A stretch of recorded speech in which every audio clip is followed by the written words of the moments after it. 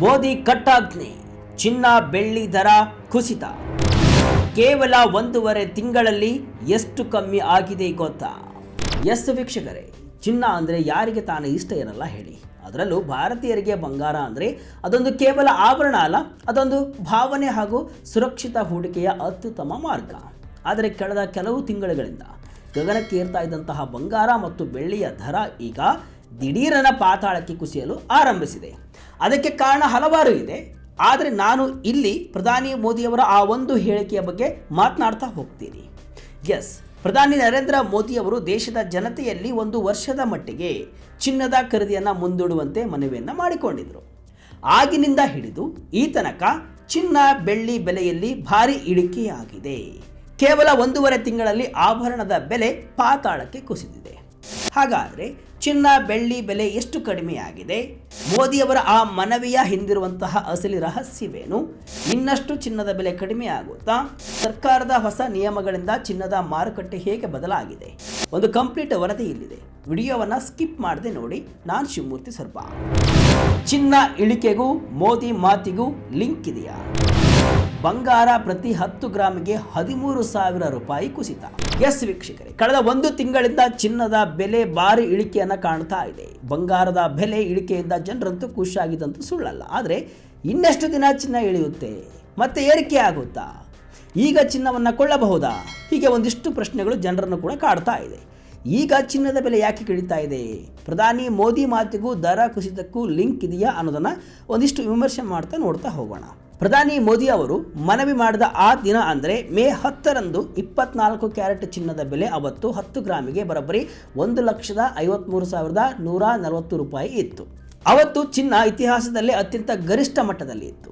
ಇನ್ನು ಬೆಳ್ಳಿಯ ಬೆಲೆ ಪ್ರತಿ ಕೆಜಿಗೆ 2,62,350 ರೂಪಾಯಿ ದಾಟಿತ್ತು. ಆದರೆ ಜೂನ್ 29ರ ಇವತ್ತಿನ ರಿಪೋರ್ಟ್ ನೋಡಿದರೆ ನೀವು ದಂಗ ಆಗ್ತೀರಾ. ಇವತ್ತು 24 ಕ್ಯಾರೆಟ್ ಚಿನ್ನದ ಬೆಲೆ ಬರೋಬ್ಬರಿ 1,39,876 ರೂಪಾಯಿಗೆ ಇಳಿದಿದೆ. ಅಂದರೆ ಕೇವಲ 45 ದಿನಗಳಲ್ಲಿ ಬಂಗಾರ ಪ್ರತಿ 10 ಗ್ರಾಮಿಗೆ 13,267 ರೂಪಾಯಿಗಳಷ್ಟು ಇಳಿಕೆಯಾಗಿದೆ. ಇನ್ನು ಬೆಳ್ಳಿಯ ಕತೆ ನೋಡಿ, ಬರೋಬ್ಬರಿ 45,809 ರೂಪಾಯಿಗಳಷ್ಟು ಪತನ ಕಂಡಿರೋ ಬೆಳ್ಳಿ ಈಗ ಕೆಜಿಗೆ 2,16,541 ರೂಪಾಯಿಗೆ ಸಿಗ್ತಿದೆ. ಇಂಡಿಯನ್ ಬುಲಿಯನ್ ಅಸೋಸಿಯೇಷನ್ ನೀಡಿರುವಂತಹ ಈ ಡೇಟಾ ಇವತ್ತು ಇಡೀ ಜಗತ್ತಿನ ಹೂಡಿಕೆದಾರರ ನಿದ್ದೆಗೆಡಿಸಿದೆ. ಯಾಕಂದರೆ ಜಗತ್ತಿನ ಇತಿಹಾಸದಲ್ಲಿ ಒಂದು ದೇಶದ ಪ್ರಧಾನಿಯ ಮಾತಿಗೆ ಈ ಮಟ್ಟದ ರಿಯಾಕ್ಷನ್ ಸಿಕ್ಕಿರೋದು ಅತ್ಯಂತ ವಿರಳವಾದ ಪ್ರಕರಣ ಅಂತಾನೆ ಕೂಡ ವಿಶ್ಲೇಷಣೆಯನ್ನು ಮಾಡಲಾಗ್ತಿದೆ.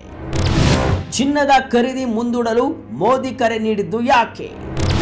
ವಿದೇಶಿ ವಿನಿಮಯ ಮೀಸಲು ಉಳಿಸಲು ಕೇಂದ್ರ ಪ್ಲಾನ್.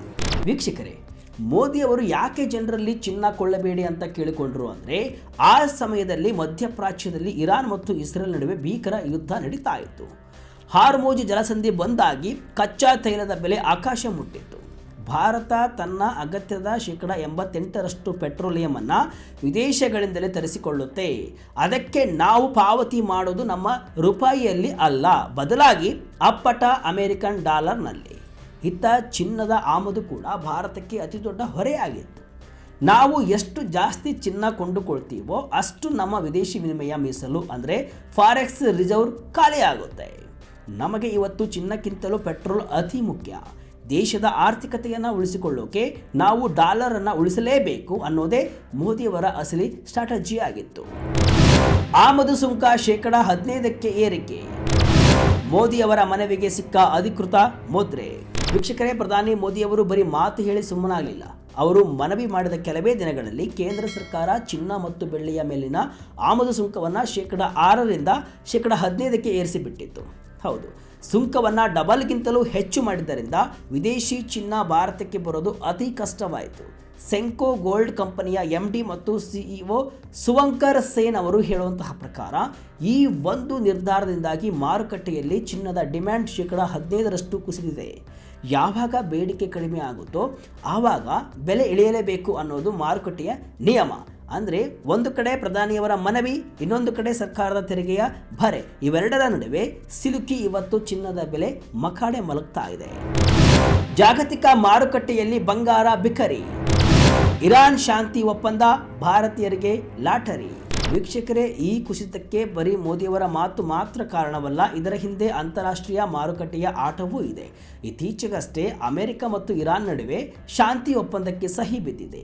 ಯಾವಾಗ ಯುದ್ಧದ ಭೀತಿ ದೂರವಾಯಿತೋ ಆವಾಗ ಜಾಗತಿಕ ಹೂಡಿಕೆದಾರರು ಚಿನ್ನವನ್ನು ಮಾರಿ ಷೇರು ಮಾರುಕಟ್ಟೆಯತ್ತ ಮುಖ ಮಾಡಿದರು. ಇದನ್ನೇ ಗ್ಲೋಬಲ್ ಸೆಲ್ ಆಫ್ ಅಂತ ಕರೆಯಲಾಗುತ್ತೆ. ಭಾರತದ ರೂಪಾಯಿ ಮೌಲ್ಯವನ್ನು ಗಟ್ಟಿಗೊಳಿಸೋಕೆ ಈ ಬೆಲೆ ಇಳಿಕೆ ಅತಿ ಮುಖ್ಯವಾಗಿತ್ತು. ಯಾಕಂದರೆ ಚಿನ್ನದ ಬೆಲೆ ಇಳಿದಷ್ಟು ನಮಗೆ ವ್ಯಾಪಾರ ಕೊರತೆ ಅಂದರೆ ಟ್ರೇಡ್ ಡೆಪಾಸಿಟ್ ಕಡಿಮೆ ಆಗುತ್ತೆ. ಇದು ಕೇವಲ ಆರಂಭವಷ್ಟೇ. ಬೆಲೆ ಇನ್ನೂ ಇಳಿಯುತ್ತಾ? ಹೂಡಿಕೆದಾರರ ಪಾಲಿಗೆ ಇದು ಕಂಟಕವ? ವೀಕ್ಷಕರೇ, ಈಗ ನಿಮ್ಮ ಮನಸ್ಸಿನಲ್ಲಿ ಒಂದು ಪ್ರಶ್ನೆ ಇರುತ್ತೆ, ನಾವು ಈಗ ಚಿನ್ನ ಕೊಳ್ಳಬಹುದಾ ಅಂತ. ನೋಡಿ, ಮಾರುಕಟ್ಟೆ ತಜ್ಞರು ಹೇಳುವಂತಹ ಪ್ರಕಾರ ಬೆಲೆ ಇಳಿಕೆಯ ಟ್ರೆಂಡ್ ಇನ್ನೂ ಕೆಲವು ದಿನಗಳು ಮುಂದುವರಿಯಬಹುದು. ಆಗಸ್ಟ್ ಮತ್ತು ಅಕ್ಟೋಬರ್ ನಡುವೆ ಹಬ್ಬದ ಸೀಸನ್ ಶುರುವಾಗುವವರೆಗೂ ಚಿನ್ನದ ಬೆಲೆ ಭಾರಿ ಪ್ರಮಾಣದಲ್ಲಿ ಏರುವ ಲಕ್ಷಣಗಳು ಕಾಣಿಸ್ತಾ ಇಲ್ಲ. ಮೋದಿ ಅವರ ಆ 1 ವರ್ಷದ ಗಡುವು ಇನ್ನೂ ಮುಗಿದಿಲ್ಲ ಅನ್ನೋದನ್ನು ನೀವು ನೆನಪಿನಲ್ಲಿ ಇಟ್ಟುಕೊಳ್ಬೇಕು. ಸರ್ಕಾರ ಈಗ ಪ್ರತ್ಯೇಕವಾಗಿ ಡಿಜಿಟಲ್ ಗೋಲ್ಡ್ ಮತ್ತು ಗೋಲ್ಡ್ ETF-ಗಳಿಗೆ ಹೆಚ್ಚಿನ ಪ್ರೋತ್ಸಾಹವನ್ನು ಕೊಡ್ತಾ ಇದೆ. ಅಂದರೆ ನೀವು ಅಪ್ಪಟ ಚಿನ್ನವನ್ನು ಮನೆಯಲ್ಲಿ ಇಟ್ಟುಕೊಳ್ಳುವ ಬದಲು ಪೇಪರ್ ಗೋಲ್ಡ್ ಕಡೆಗೆ ಗಮನವನ್ನು ಹರಿಸಿ ಅಂತ ಸರ್ಕಾರ ಸೂಚಿಸ್ತಾ ಇದೆ. ಇದು ಅಕ್ಷರಶಃ ಭಾರತೀಯರ ಹೂಡಿಕೆಯ ಶೈಲಿಯನ್ನೇ ಬದಲಿಸುವಂತಹ ಪ್ರಯತ್ನ. ದಾಖಲೆಯ ಗರಿಷ್ಠ ಮಟ್ಟದಿಂದ 24% ಕುಸಿತ. $5,417 $4,085 ಇಳಿಕೆ. ಈ ಸೀಸನ್ನ ಅಂಕಿ ಸಂಖ್ಯೆಗಳನ್ನು ಒಮ್ಮೆ ಗಮನಿಸಿ. ಚಿನ್ನ ಇವತ್ತು ತನ್ನ ಸಾರ್ವಕಾಲಿಕ ದಾಖಲೆ ಬೆಲೆಯಾದ $5,417 ಅಕ್ಷರಶಃ -24% ಕೆಳಕ್ಕೆ ಬಂದಿದೆ. ಪ್ರಸ್ತುತ ಅಂತಾರಾಷ್ಟ್ರೀಯ ಮಾರುಕಟ್ಟೆಯಲ್ಲಿ ಚಿನ್ನದ ಬೆಲೆ $4,085 ಹತ್ತಿರ ಟ್ರೇಡ್ ಆಗ್ತಿದೆ. ಬೆಳ್ಳಿಯ ಸ್ಥಿತಿಯಂತೂ ಇನ್ನೂ ಭೀಕರವಾಗಿದೆ. ಜನವರಿಯಲ್ಲಿ $117 ಇದ್ದ ಬೆಳ್ಳಿ ಬೆಲೆ ಈಗ ಬರೋಬ್ಬರಿ -47% ಕುಸಿದು ಹೋಗಿದೆ. ವೀಕ್ಷಕರೇ, 2025ರಲ್ಲಿ ಚಿನ್ನವು -65% ಲಾಭ ನೀಡಿತ್ತು. ಬೆಳ್ಳಿಯು ಬರೋಬ್ಬರಿ -148% ಏರಿಕೆಯನ್ನು ಕಂಡಿತ್ತು. ಇಷ್ಟೊಂದು ದೊಡ್ಡ ಮಟ್ಟದ ಏರಿಕೆಯ ನಂತರ ಇಂತಹ ಕುಸಿತ ಅನಿವಾರ್ಯ ಅಂತ ಹೂಡಿಕೆ ತಜ್ಞ ಸೌಮಿಲ್ ಗಾಂಧಿ ಅಭಿಪ್ರಾಯವನ್ನು ಪಟ್ಟಿದ್ದಾರೆ. ಹೂಡಿಕೆದಾರರಿಗೆ ತಜ್ಞರ ಸಲಹೆ ಏನು? ಚಿನ್ನದ ಬದಲು ಬ್ಯಾಂಕ್ FD ಬಾಂಡ್ ಬೆಸ್ಟ್. ವೀಕ್ಷಕರೇ, ಈಗ ನಿಮಗಿರುವಂತಹ ಅತಿ ದೊಡ್ಡ ಪ್ರಶ್ನೆ ಅಂದರೆ ನಾವು ಈಗ ಚಿನ್ನದ ಮೇಲೆ ಹೂಡಿಕೆಯನ್ನು ಮಾಡಬಹುದಾ ಅಂತ. ಮಾರುಕಟ್ಟೆ ತಜ್ಞ ಕಾಲಿನ್ ಶಾ ಅವರು ನೀಡುವಂತಹ ಸಲಹೆಯನ್ನು ಕೇಳಿದರೆ, ಸದ್ಯಕ್ಕೆ ಮಾರುಕಟ್ಟೆಯಲ್ಲಿ ಚಿನ್ನ ಮತ್ತು ಬೆಳ್ಳಿಯ ಡಿಮ್ಯಾಂಡ್ ಅತಿ ಕಡಿಮೆ ಆಗಿದೆ. ಮುಂದಿನ ಕೆಲವು ವಾರಗಳ ಕಾಲ ಈ ಇಳಿಕೆಯ ಟ್ರೆಂಡ್ ಹೀಗೆ ಮುಂದುವರಿಯುವಂತಹ ಸಾಧ್ಯತೆ ಇದೆ. ಹಾಗಾಗಿ ನೀವು ಈ ಸಮಯದಲ್ಲಿ ಚಿನ್ನ ಕೊಳ್ಳುವ ಬದಲು ಬ್ಯಾಂಕ್ನಲ್ಲಿ ನಿಶ್ಚಿತ ಅವಧಿಯ ಠೇವಣಿ ಅಂದರೆ FD ಅಥವಾ ಸುರಕ್ಷಿತವಾದ ಬಾಂಡ್ಗಳಲ್ಲಿ ಹಣ ಹೂಡುವುದು ಒಳ್ಳೆಯದು ಅಂತ ಹೇಳಿದ್ದಾರೆ. ಅಷ್ಟೇ ಅಲ್ಲ, ಜುಲೈ ತಿಂಗಳಿನಲ್ಲಿ ಅಮೆರಿಕದ ಹಣದುಬ್ಬರ ವರದಿ ಅಂದರೆ PCE ಇಂಡೆಕ್ಸ್ ಬಿಡುಗಡೆಯಾಗಲಿದೆ. ಅದು ಬರುವವರೆಗೂ ಚಿನ್ನದ ಮಾರುಕಟ್ಟೆಯಲ್ಲಿ ಅಸ್ಥಿರತೆ ಇರೋದು ಗ್ಯಾರಂಟಿ ಅಂತಾನೂ ಕೂಡ ಹೇಳಿದ್ದಾರೆ.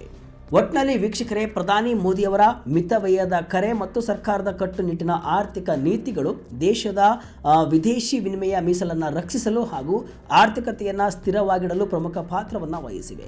ಸದ್ಯಕ್ಕೆ ಚಿನ್ನ ಮತ್ತು ಬೆಳ್ಳಿ ಬೆಲೆಯಲ್ಲಿ ಕಂಡುಬಂದಿರುವಂತಹ ಈ ಕುಸಿತವು ಆಭರಣ ಪ್ರಿಯರಿಗೆ ಸಮಾಧಾನವನ್ನು ತಂದಿದ್ದರೂ ಕೂಡ ಹಬ್ಬದ ಸೀಸನ್ ಆರಂಭವಾಗುವವರೆಗೂ ಮಾರುಕಟ್ಟೆಯಲ್ಲಿ ದೊಡ್ಡ ಮಟ್ಟದ ದರ ಏರಿಕೆ ಕಾಣುವ ಸಾಧ್ಯತೆಗಳಿಲ್ಲ ಅಂತ ತಜ್ಞರು ಅಭಿಪ್ರಾಯವನ್ನು ಪಟ್ಟಿದ್ದಾರೆ. ಸದ್ಯಕ್ಕೆ ಇಳಿಕೆಯ ಹಾದಿಯಲ್ಲಿರುವಂತಹ ಚಿನ್ನ ಮತ್ತು ಬೆಳ್ಳಿಯ ದರವು ಆಭರಣ ಕೊಳ್ಳುವ ಸಾಮಾನ್ಯ ಗ್ರಾಹಕರಿಗೆ ಒಂದು ಉತ್ತಮ ಅವಕಾಶವನ್ನು ತಂದಿದೆ ನಿಜ.